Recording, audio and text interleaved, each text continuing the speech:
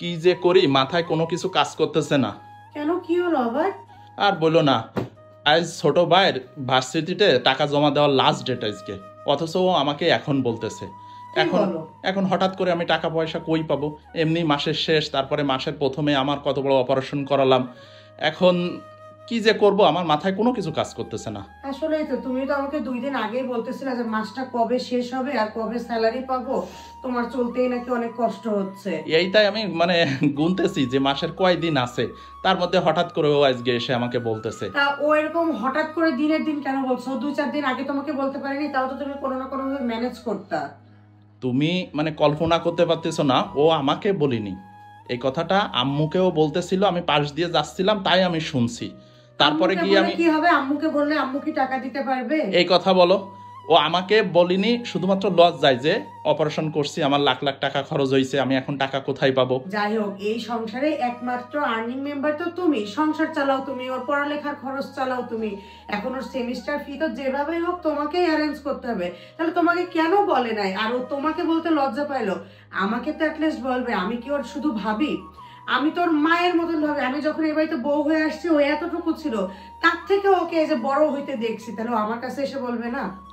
ও যদি তোমাকে বলতো, তুমি আমাকে বললে, মানে 2-4 দিন আগে যদি ও বলতো, তাহলে আমি কোনো না কোনো ভাবে কত টাকা ওর?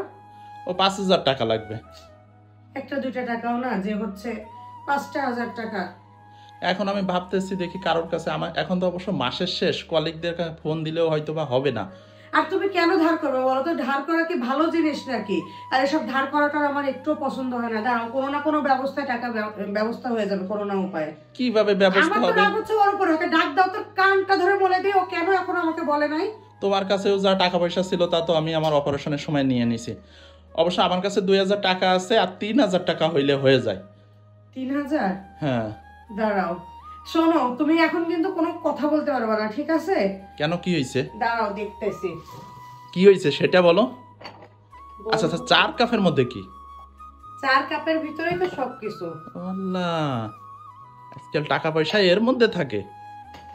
শোনো, মহিলারা এই একটু একটু সঞ্চয় করে বলেই বিপদে অনেক কাজে আসে। ধরো 1,000।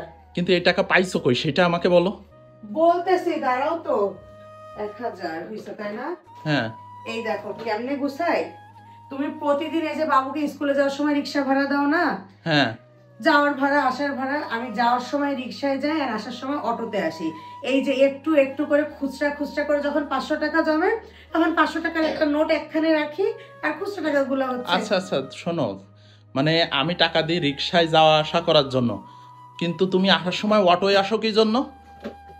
আর বাকি রাস্তা হাঁটতে হাঁটতে আসো না? বাকি রাস্তায় এত রাস্তা কোথায়? অটো তো হচ্ছে যে বাসার মোড়ে নামাই দেয়, এইটুকু পথ হেঁটে আসবে। 1,000, এই নাও 1,000, 2,000।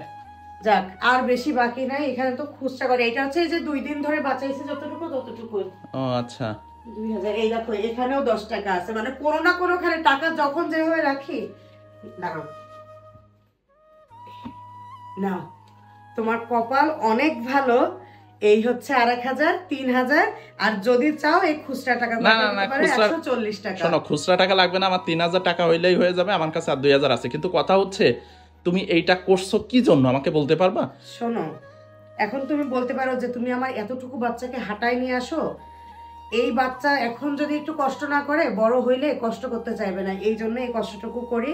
আর এই কষ্টটুকু করে একটু একটু করে টাকা সঞ্চয় করছিলাম বলে দেখো আজকে বিপদে কত কাজে লেগে গেল। আর তোমার ভাইকে বলো আর যেন কখনো এরকম কাজ না করে, ঠিক আছে? যাও, এবার ওকে গিয়ে সেমিস্টার ফি দিয়ে আসতে বলো। শুধু শুধু একটা সেমিস্টারই নষ্ট হয়ে যেত। তবে একটা কথা কি জানো? কি? মানে আমাদের সমাজে প্রতিটা ঘরে যদি তোমার মতো চিন্তা ভাবনা করতো বউরা, তাহলে আজ কোনো সংসারে অশান্তি হতো না।